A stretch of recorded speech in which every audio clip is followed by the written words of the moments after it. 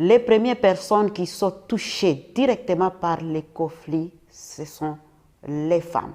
Dès qu'il y a ces groupes armés arrivent dans une communauté, les hommes s'en vont et ils laissent la femme souvent derrière. Vous savez, nous les femmes, on ne peut pas aller quelque part, on laisse nos enfants derrière.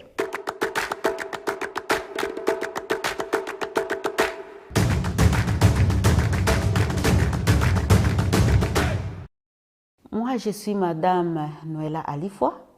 Je viens de la République démocratique du Congo. J'œuvre pour le relèvement des victimes de violences sexuelles.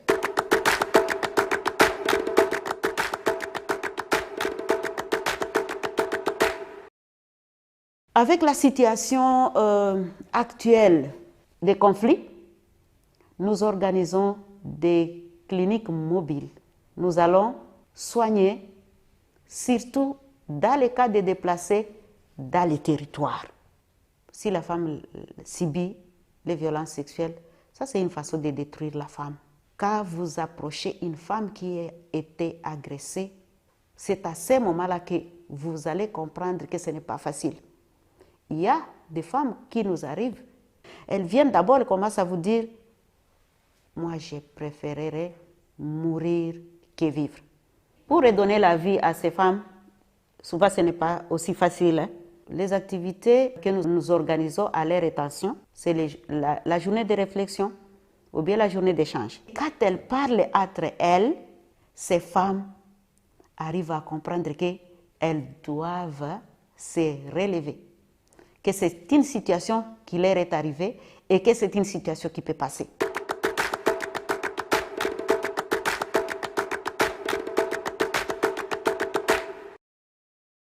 Nous ajoutons à cela les activités de réinsertion socio-économique. C'est très important, puisque souvent ces femmes-là, quand elles vivent cette situation, elles sont abattues, elles sont découragées. On doit chercher à leur donner les moyens pour faire les activités génératrices, soit des revenus ou bien l'apprentissage de métiers. Ça fait partie aussi des relèvements de ces femmes. Avec tout le travail que nous faisons, il y a des femmes qui comprennent déjà que quand on parle des droits humains, la femme est inclue là-dedans. La femme aussi a droit à la vie. Quand je décide quelque chose, je ne baisse pas le bras. J'aime toujours atteindre les objectifs que je me suis fixés. Malgré les difficultés, je vais de l'avant. Quand je vois celles qui se relèvent, qui quittent leur état de traumatisme et qu'elles peuvent se dépasser, qu'elles peuvent commencer une nouvelle vie, moi, c'est ça ma fierté. Et je me dis souvent, ok, j'ai réussi. Ok, j'ai fait un bon travail.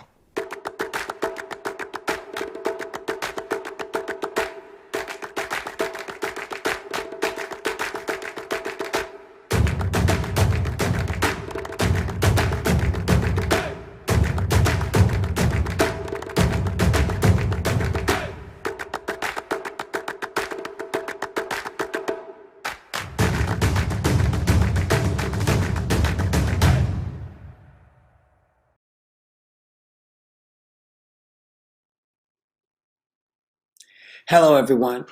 We just heard from Nahla, an incredible local leader and community activist from the DRC. She's a pretty tough act to follow, but I'll do my best. My name's Whoopi Goldberg, and welcome to the Women's Peace and Humanitarian Fund event. 1,000 Women Leaders, a global movement for peace and equality. Now, I know everyone is on Zoom calls around the clock these days, so we're going to make this event as interactive as possible.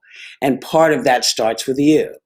So engage with us and each other at our event chat rooms. Introduce yourself, don't be shy. Tell us where you're from and why you're here. You can also follow and tag at WPHF Fund on your social media throughout the program. And don't forget to use hashtag 1,000 Women Leaders. 1,000 Women Leaders. When the WPHF contacted me to host this event, It didn't take me long to discover the incredible opportunities that they have been creating for women around the world. I'm talking about bold, formidable women like Nahla, who are making real difference in the lives of people facing daunting challenges, armed conflict, sexual violence, humanitarian disaster, forced displacement. Women are often the first ones affected by these issues, but they are so much more than victims and survivors. It is women who are taking the lead of responding to crises across the globe. And today, on International Women's Day, we're going to hear directly from these powerhouse women leaders and find out how we can all take action to support them. Now, I've spent my career playing some pretty bold, independent women, and all these characters may have a few things in common: perseverance, heart, and dare I say, perhaps even style. But women leaders facing conflict, as complex and diverse as they are, they all have one very special thing in common: hope. Hope for a brighter tomorrow, hope for a peaceful future, hope for a more equal world, and today, hope for the support of people just like you. Allow me to give a special shout out to our sponsors, the Conrad N. Hilton Foundation, the Starbucks Foundation, Logos Capital, Lightspace, and Medela for supporting WPHF in making this event possible. These companies are taking a leadership role in the private sector to support women leaders doing amazing things. So, what do you say? Let's get going, shall we? Okay. Our very first guest today is not only the voice of your favorite Disney princess from Frozen, but an actor, producer, and the global advocate of the United Nations Women's Peace and Humanitarian Fund. Please join me in welcoming my friend, Kristen Bell. Thank you, Whoopi. It is an honor to share the stage with you. Welcome, friends, and happy International Women's Day, everybody. I am Kristen Bell, and I'm very grateful that you have joined us today. Before we get started, I just want to reiterate what Whoopi just said. I really do encourage each and every one of you today to follow the conversation. It's at WPH Fund using our 1000 Women Leaders hashtag. Let people know why you're here. Share what inspires you from today's event, and you can even tag a special woman leader in your life. I know everyone is so busy right now balancing remote work, life, kids, homeschool, and all the realities that we have with this lockdown. So you taking the time to join us today means something very special. It means, first and foremost, that you care, that you want to learn more about what you can do to empower women leaders and make a meaningful difference in our world. Today is really about one important question. How can one of us support the unlimited transformation power of women, right? If you believe in the power, the voices, the perspectives, the capabilities of women who are responding to crises and building peace, if you're frustrated that these local women leaders are not getting the support or the funding or even the acknowledgement that they deserve, then this is the place to be.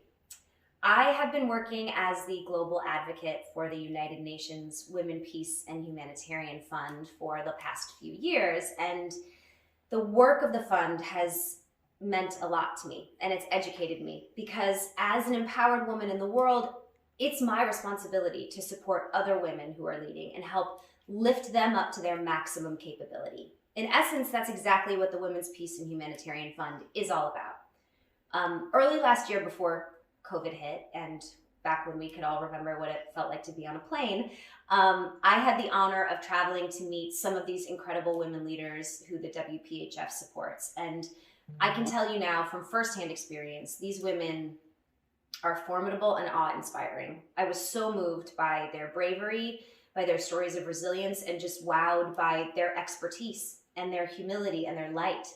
From Colombia to Jordan, Yemen, Fiji, DRC, Iraq, it is the local nonprofit women leaders of these countries who are taking the action steps that make real change. These women are on the front lines every day, mediating disputes, protecting human rights, responding to humanitarian emergencies caused by climate change, conflicts, and COVID-19. They sacrifice a lot with very little resources, and they build peace and stability in their communities. And I'm so proud to work alongside the WPHF in support of these inspiring female leaders. Today, I invite each and every one of you to listen to these women's experiences, to learn about the impact and achievements that they celebrate and the barriers they've overcome, and then to take action. I will be back later with more on how you can join me in doing that, so stay tuned. And I'm thrilled that we're all celebrating International Women's Day together. Now, thank you, Kristen. I mean, when you talk about women who do for other women, that is Kristen Bell. Now, before we go to our next speakers from the UN, I want to have a little fun. So I know everybody's stuck in their homes during lockdown and miss traveling to far off destinations. To be honest, I really miss it. You know how much I love to fly, but I just miss the idea that I could.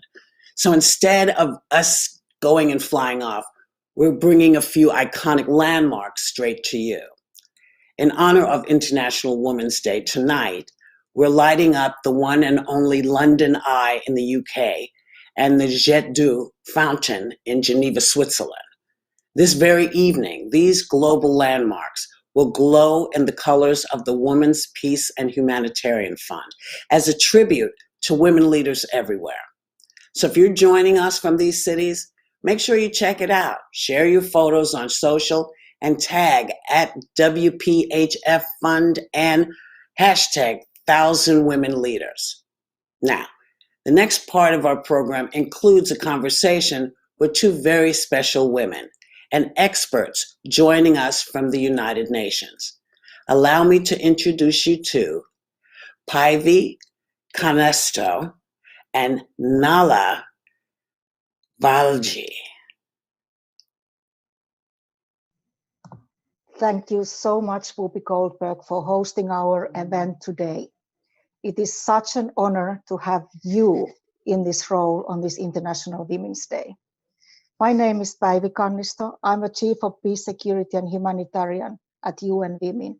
And UN Women is very proud to be the chair of a board of the United Nations Women's Peace and Humanitarian Fund. On behalf of the fund, I thank you for joining us today. Some of you might be quite new to the work of the fund. We appreciate you taking time to learn more about how local women leaders are doing extraordinary things in conflict and crisis situations.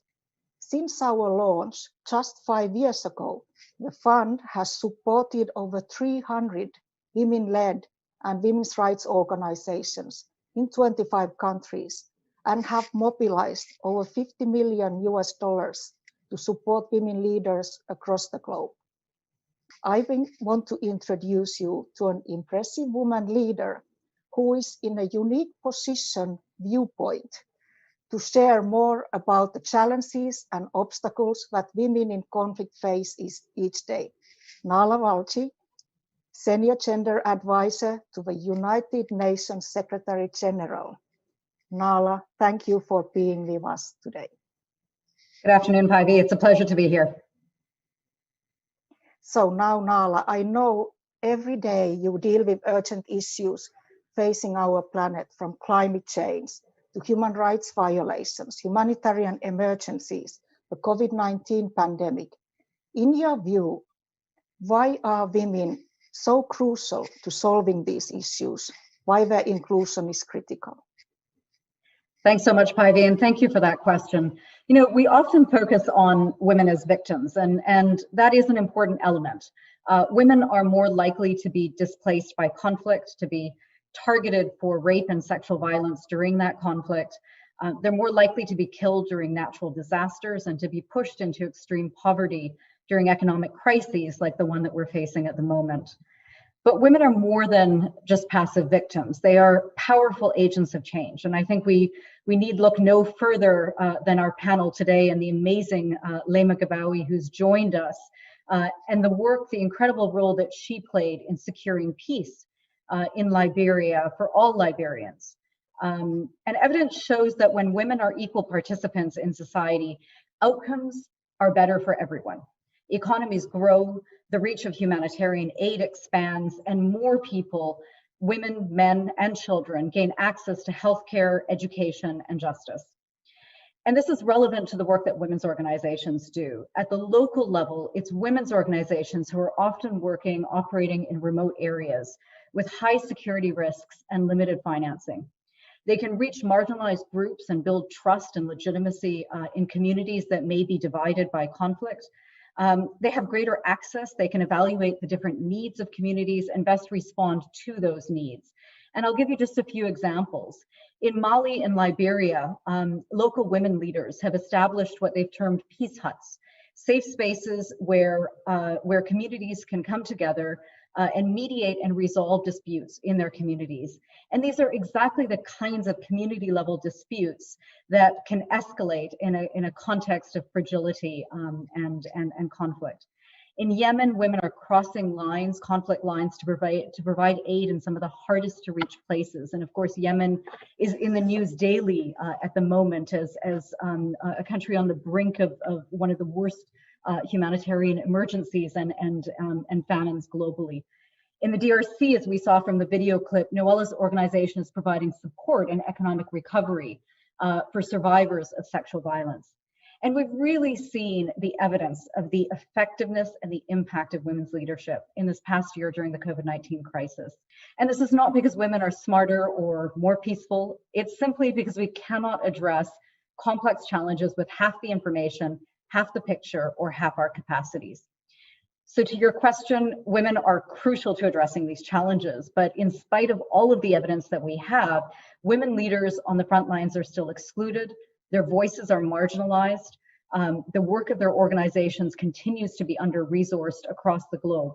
Put simply, we have effective solutions to some of our greatest challenges, but we aren't investing in these solutions. So thank you very much, Nahla, for highlighting these points. And now I want to come back to your last point on investments. How could we get funding and investments flowing towards this important work? Yeah. You know, given the important work and the impact that these organizations have, it's frankly frustrating, the little amount of resources that are flowing to these organizations. Paivi, you mentioned $50 million that the WPHF has hit that figure, $50 million, and that is great to hear, and it is so important, and yet it's a drop in the bucket. And in fact, the amount of aid flowing to these organizations has in fact decreased over time rather than increasing. Of the hundreds of billions of dollars in aid given to countries caught in crises, only 0.2% of those dollars trickle down to women and the organizations that they lead on the front line of response. And really that is money that is directly invested in resilience, in peace building, in keeping communities surviving and recovering through this period. Meanwhile, the world continues to invest far more in the tools of war while ignoring largely women on the front lines working to pull their countries out of these crises. And that's exactly why the work of the Women's Peace and Humanitarian Fund is so critical in this moment. While women's organizations make miracles with small investments, imagine what we could do if we shifted where we put our budgets and our resources. And some people might ask, why is all of this relevant to me on International Women's Day? And if there's one thing that we've seen in this past year, it's that our world is more interconnected than ever before. Conflicts, climate disasters, pandemics, none of these respect borders or distance. We spend trillions on military solutions and weapons each year, but a virus has killed millions because we didn't invest in the right solutions, in public infrastructure development and greater equality that would really protect all of us. So we have the evidence that women's leadership and women's organizations are perhaps the most effective solution that we have to many of the problems that we are facing and to the challenges of our planet. And we need to shift our thinking and our money accordingly. Thank you very much, Nahla. Thank you, Paivi. It's always a pleasure to support the WPHF. Now, before we move to the next part of today's event, I want to make an important announcement. The Women's Peace and Humanitarian Fund is excited to announce our goal to support 1,000 women leaders by 2025 to build a brighter, more peaceful and resilient future for crisis-affected communities. Today, we are inviting governments, companies, and individuals to learn how they can change the world by supporting local women peacebuilders, humanitarians, and human rights defenders worldwide. We hope that you will join us in this critical work. Looking forward to seeing you there. Thank you. Thank you, Paivi and Nahla, for joining us for that really enlightening discussion. And you're really right, because the world must commit to investing less in war and more in women who build peace on the front lines, which is exactly why we are here today.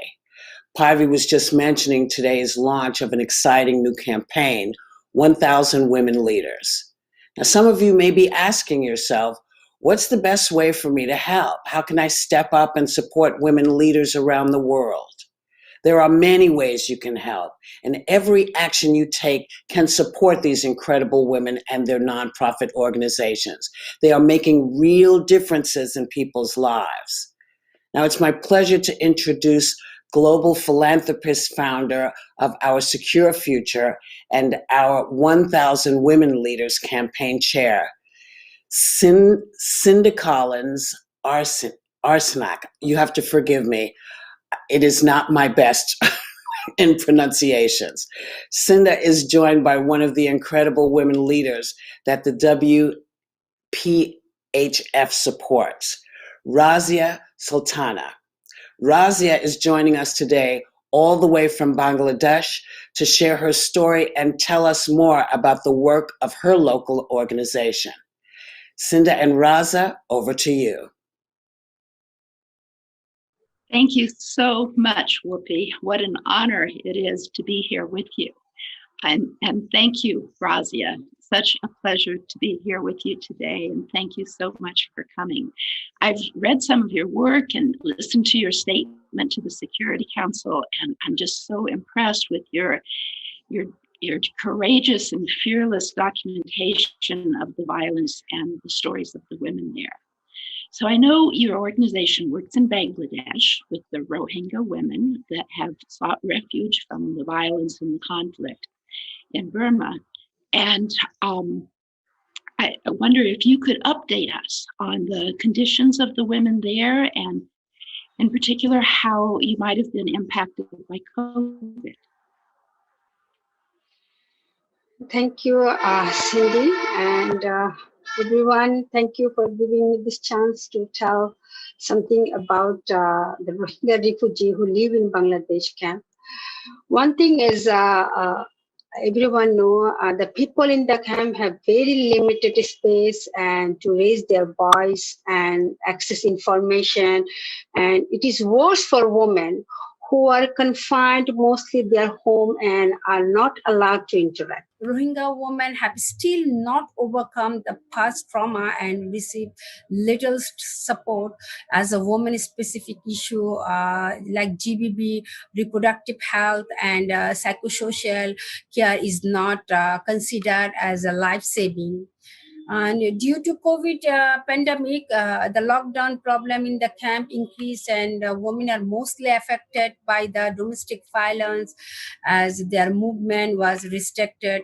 And also the increasing the tension between host community with Rohingya refugee, and each of them, they're blaming each other. So we are trying to negotiate both community, and we give our effort to make this situation under control.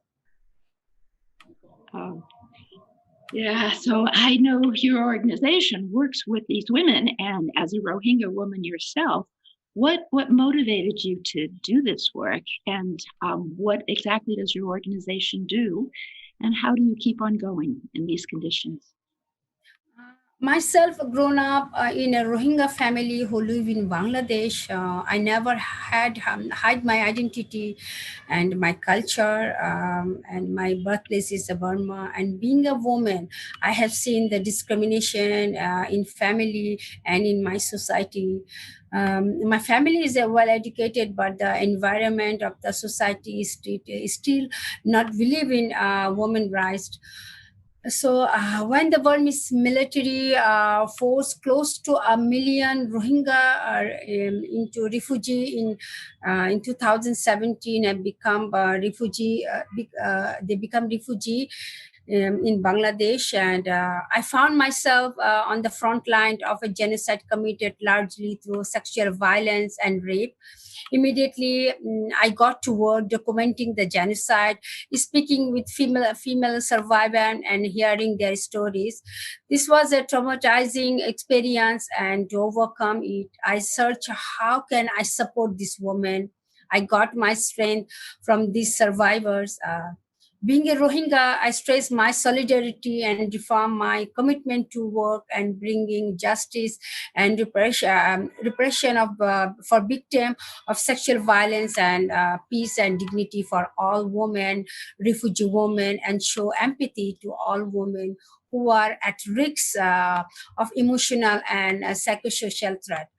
My organization started psychosocial resilience program in Camp 14. At the beginning, it was very difficult for being a woman in a small room, but after slowly we are able to convince them, and now we are running a psychosocial program, and we have a very huge group, and I have 120 volunteer. Rohingya volunteer in my center. Thank you. I love your passion. Yes. And, it's true. Women are the most impacted in conflict. Yes. But they also have the most to offer. And it is women like you that are out there doing something. And so it is us here and the Women, Peace, and Humanitarian Fund that needs to raise the money to support your work so that, because we're not going to get to a better world without all of us together. So thank you so much for your time. And Thank you. now I get to say something I never thought I'd get to say. And back to you, Whoopi. Thank you, Cinta and Razia. Thank you for joining us. It's quite amazing to hear about the impact of Razia's transformative work.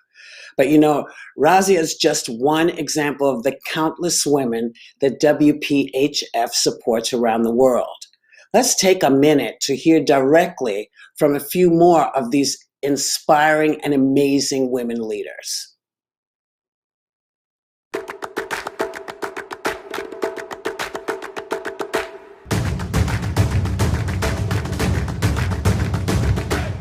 Yo describo a una lideresa como una mujer que se ama, convencida de lo que hace, que tiene derecho a equivocarse, a caerse, pero también con las herramientas para levantarse. La définition du système patriarcal, c'est que c'est l'homme, le numéro 1, qui prend la décision. C'est plus difficile d'avoir des fonds en tant qu'organisation des femmes parce que les questions de promotion de la femme ne sont pas comprises par tout le monde. Les organisations qui sont dirigées par les hommes recevaient beaucoup de financement parce que même les responsables de ces donateurs, ce sont les hommes. C'est un appel que je lance aux hommes. Il faut que quand même les hommes comprennent que le développement n'est pas possible en excluant les femmes. فبالتالي نحن المدافعين والمدافعات عن حقوق الإنسان حياتنا على المحك.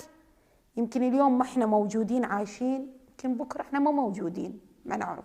I work with a network of over 700 women. These rural women, when they convene, when they come together at national consultations, all they ask for is to be meaningfully included at the decision-making table. Pues o sea, sin las mujeres no hay paz. O sea, sin la voz de las mujeres, sin las demandas de las mujeres, sin el ejercicio de derechos de las mujeres, no hay paz positiva.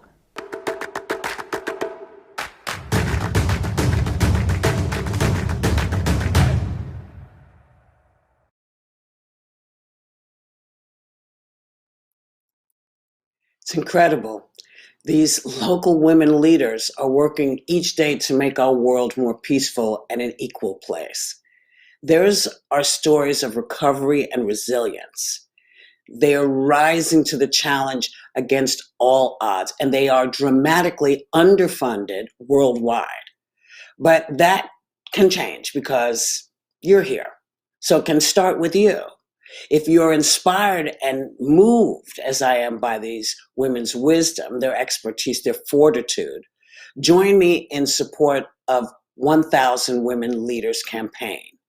Use your voice and take action, because these women are doing incredible work to build peace and equity and equality for all. That's something we can all get behind. So whether you're in New Jersey, California, Paris, Tokyo, it doesn't matter where you are.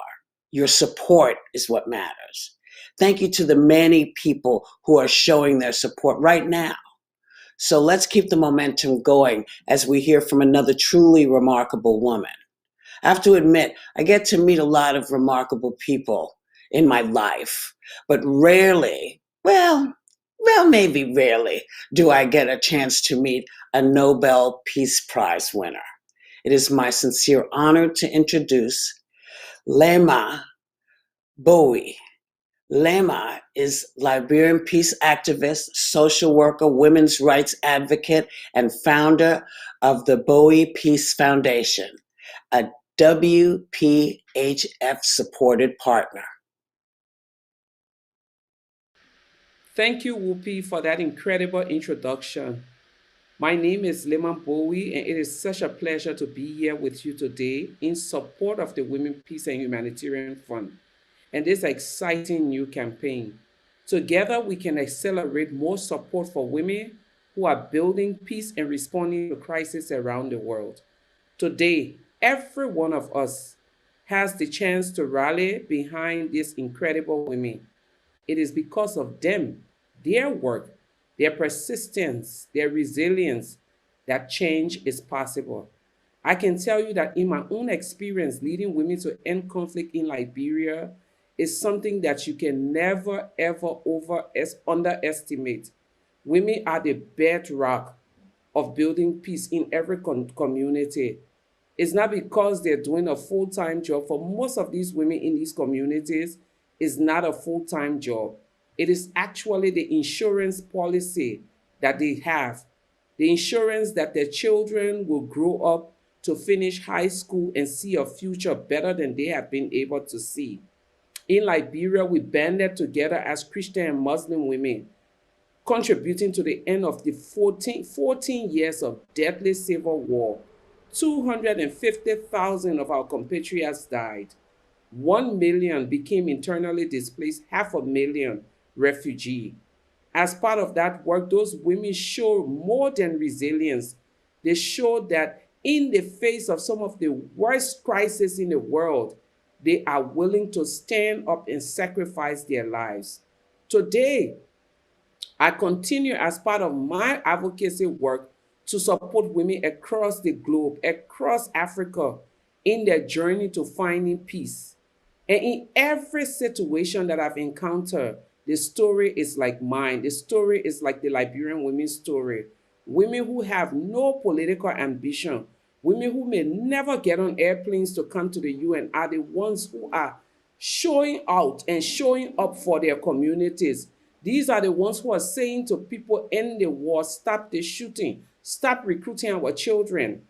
The saddest part, these are the same women who are raped and abused. They bear the greatest brunt of the war, but it never stops them, and it's not stopping them in places like Cameroon, northern Nigeria, South Sudan, DR Congo. You just name anywhere that people are fighting. These women are standing up and speaking out for the people. Another sad thing is that all of these women's work, including the work that I did in Liberia, is basically underfunded. They get the dregs of funding. No one is prepared to put money into their work because they are not expert enough. This fund, the Women, Peace and Humanitarian Fund, is a fund that is fundamentally essential for global peace building. It is essential not just for women's empowerment, but cessation of hostilities in many countries. Because with the necessary funding, a lot of these women can scale up their work. A lot of them can do things and contribute to things that will contribute to the ending of the wars in their communities. It is important for us to support this peace fund. Recently, my foundation was given part of the fund. And as part of our work, we've set up peace decks and women's decks in different communities. These are the women who are responding in this post-conflict era to sexual-based violence, to gender-based violence, just about anything. They are the ones who are sustaining the peace of Liberia in most of their communities. I believe it's essential for all of us to lend a hand to the work of these women, to lend a hand to the fund. And by contributing to this fund, by being a part of this campaign, you're contributing to the global peace building agenda. Every one of us has a role to play in supporting women who build peace. When you see a woman who is standing up, stand with her. Because when I stood up, I wasn't alone. It was a community of women, women who have never sat in classroom. We need community and solidarity to drive change and to end decades of war. Women to end and stand up against violence, to build peace around the world. You have a chance to stand with me. You have a chance to stand with the Women, Peace and Humanitarian Fund today in support of 1,000 women leaders. Use your voice. Thank you for your generous support. Thank you for supporting the work of women. In doing so, you are contributing to transforming humanity and building global peace. Thank you. Okay, when you talk about a legend, Leymah is who you should be talking about. Thank you for sharing those wise words with us, Leymah. Hearing about your story to build peace in Liberia, across Africa, and around the world is an inspiration and a powerful call to action for all of us to stand with you today in support of 1,000 women leaders.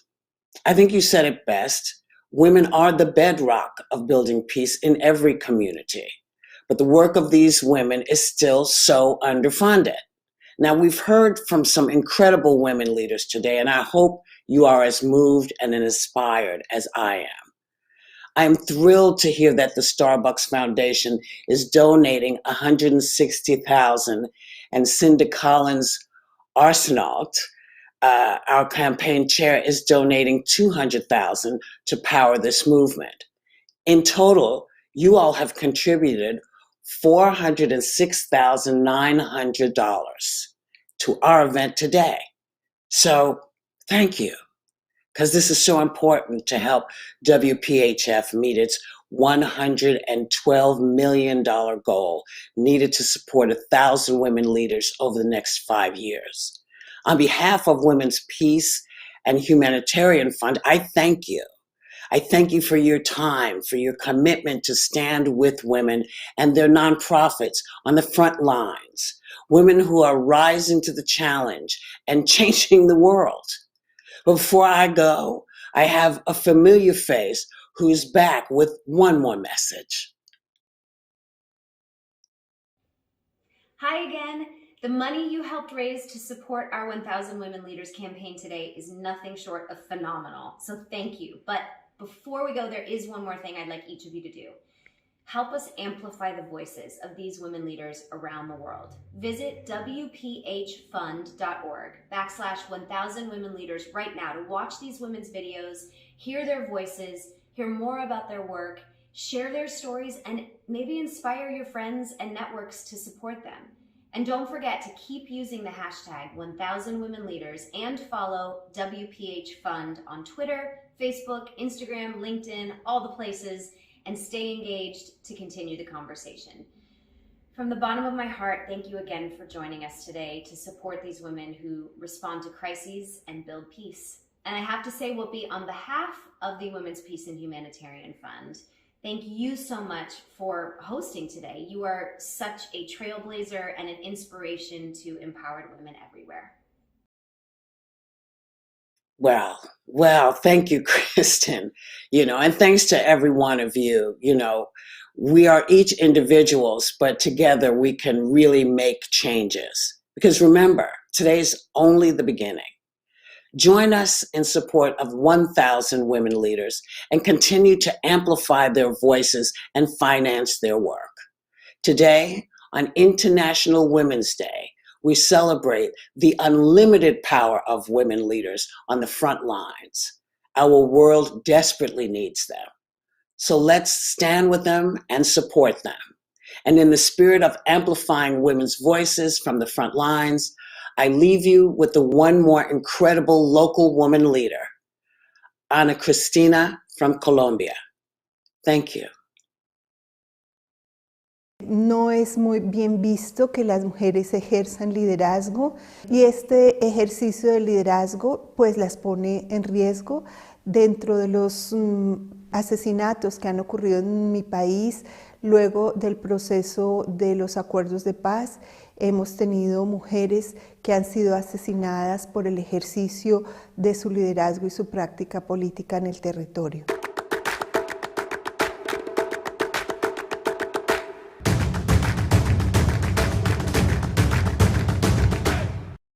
Yo me llamo Ana Cristina Pino, soy de Colombia y construyo tejido entre mujeres empoderadas.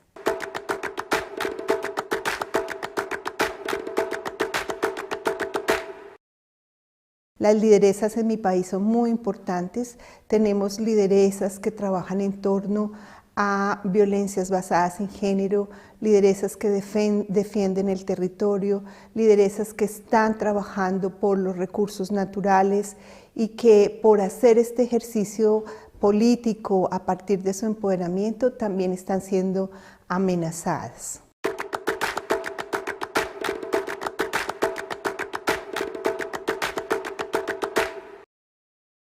Aún se estigmatiza a la mujer que es lideresa.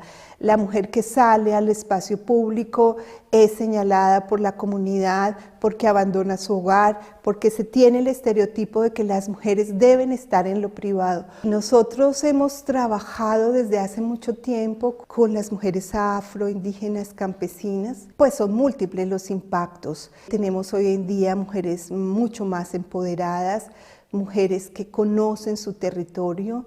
Hemos implementado múltiples estrategias pedagógicas para que las mujeres se formen en asuntos de género y se formen también en el manejo de conflictividades sociales, ambientales, de violencias basadas en género. Hoy en día las mujeres hacen incidencia apropiadas de estas realidades. Necesitamos cambiar la idea de que el poder y la participación política es exclusiva de los hombres. Necesitamos liderazgos femeninos, lideresas para poner la voz de las mujeres en los ejercicios de negociación, en las agendas de paz. La afectación de las mujeres por conflicto armado es diferenciada. Necesitamos que las mujeres estén allí hablando por las mujeres. Necesitamos que las organizaciones sociales agenden este tema como un asunto prioritario también en la construcción de paz. Pues o sea, sin las mujeres no hay paz. O sea, sin la voz de las mujeres, sin las demandas de las mujeres, sin el ejercicio de derechos de las mujeres, no hay paz positiva. Y yo me voy emocionando.